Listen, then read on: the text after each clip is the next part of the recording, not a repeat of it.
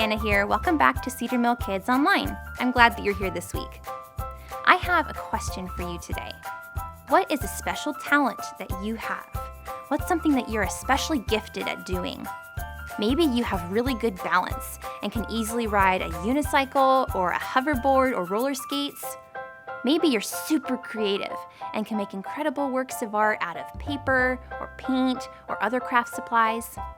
Or maybe you have a way with animals and can help pets feel safe with your gentle hands and calm voice.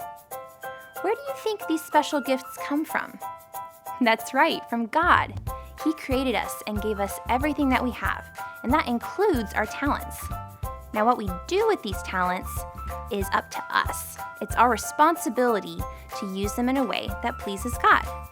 Did you catch our word for this month? That's right, responsibility. Showing you can be trusted with what is expected of you. In our story today, we will hear about a boss who trusts his 3 servants with bags of gold.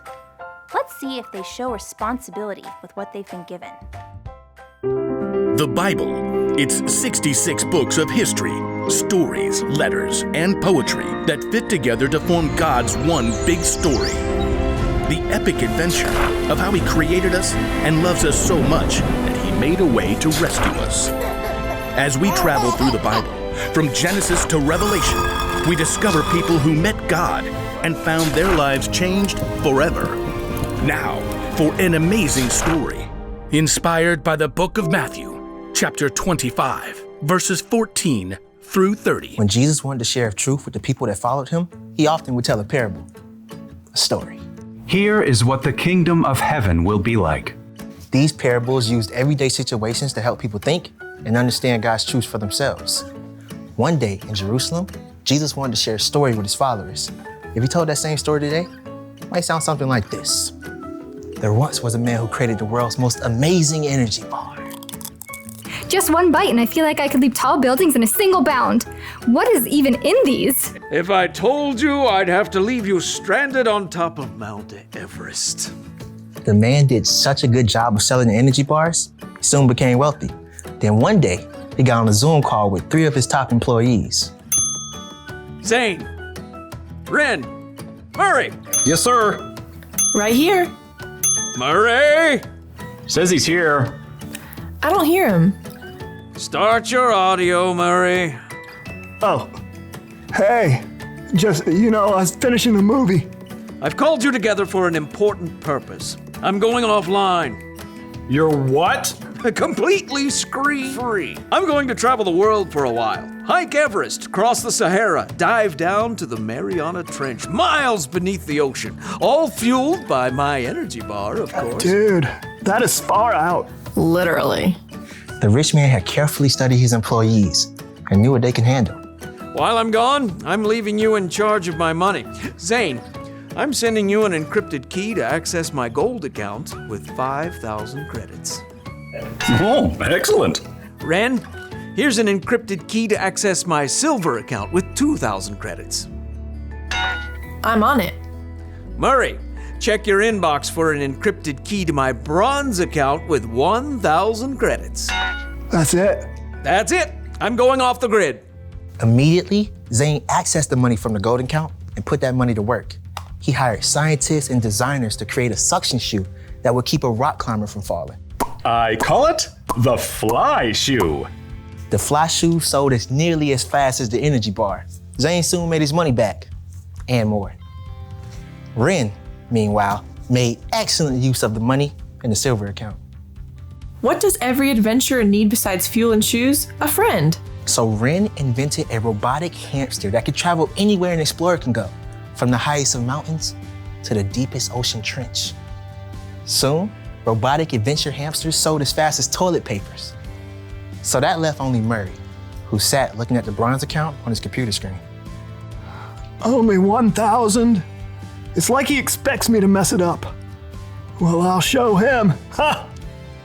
So Murray took the money out in coins and stashed them in a giant bag. Then late one night, dug a hole in his backyard, stashed the bag inside, and covered it right back up. Great. Now all I have to do is go back inside and watch Netflix. After a very long time, the rich man returned from the wilds. Ah, electricity, internet. I have returned to the grid. Please accept my meeting invite. Zane and Ren hopped on the call immediately. Murray took a little longer. Start your audio, Murray. Oh, yeah. There it is. I'm excited to see how you've handled my money. Zane?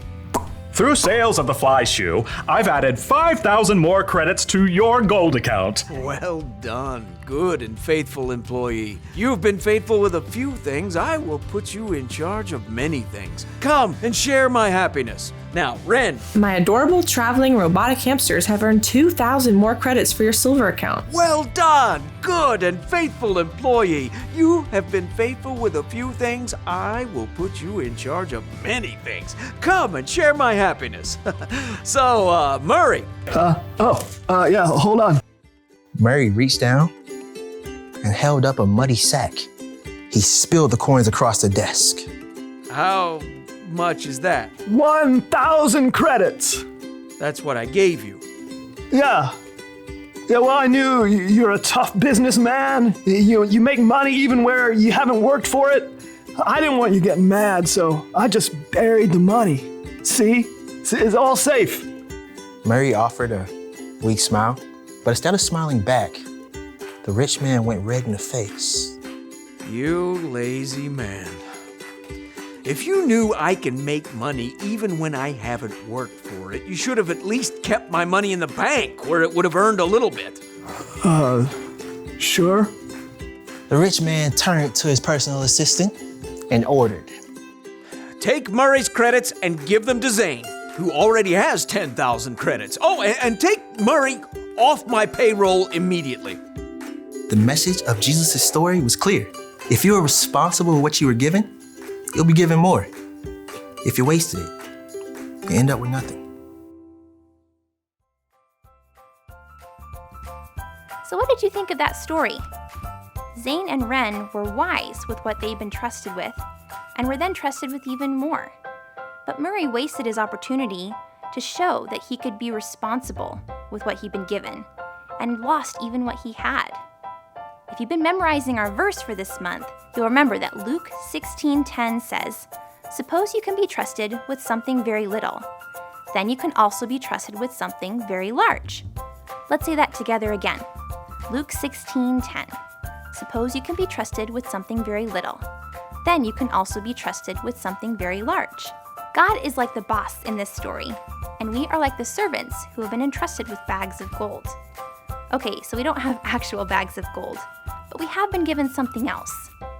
God has uniquely created each of us with our own special abilities and talents, and it's up to us to use whatever we've been given wisely. We can't just bury it and let it go to waste. We can take the talents that we've been given to make a difference in our world, to love God and to love others. That is our life rule for today. Make the most of what you've been given.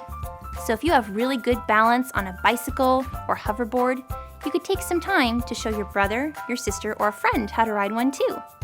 If you are really crafty and creative, you can make a special card or picture for a family member who lives far away to let them know how much you love them. Or you can bless your neighbors with your abilities with animals to ask if you can help care for or walk their pets. I'm sure you'll come up with some great ways to show responsibility with your talents by making the most of what's been given to you. I'm so glad you were here this week. I can't wait to have you back. See you next time.